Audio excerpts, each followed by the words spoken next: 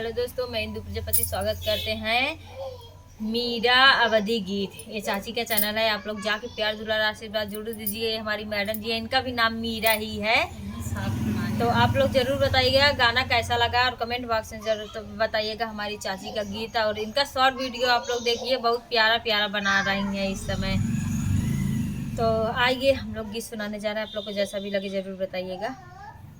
बगिया लागल बा चिरैया तनी उड़ाई दना नदी, बगिया लागल बा चिरैया तनी उड़ाई दना नदी, हे उड़ाई दना नदी, हे उड़ाई दना नदी, बगिया लागल बा चिरैया तनी उड़ाई दना नदी, बगिया लागल बा चिरैया तनी उड़ाई दना नदी। सोने की थाली में जेवना बनाए, सोने की थाली में जेवना बनाए, जेवना बनाए हो जेवना बनाए, जेवना बनाए हो जेवना बनाए, जेवना जेवना बलमुआ तनी मनाई दना नदी, जेवना जेवना बलमुआ तनी मनाई दना नदी, बगिया लागल बा चिरैया तनी उड़ाई दना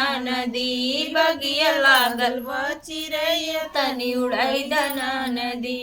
लंगवा हिलाची के बीरवा जोराए, लंगवा हिलाची के बीरवा जोराए, बीरवा पूछना बलमुआ तनी मनाई दना नदी, बीरवा पूछना बलमुआ तनी मनाई दना नदी, बगिया लागल बा चिरैया तनी उड़ाई दना नदी, बगिया लागल बा चिरैया तनी उड़ाई दना नदी, हे उड़ाई दना नदी, हो उड़ाई दना नदी, बगिया लागल बा चिरैया तनी उड़ाई दना नदी, बगिया लागल बा चिरैया तनी उड़ाई दना नदी।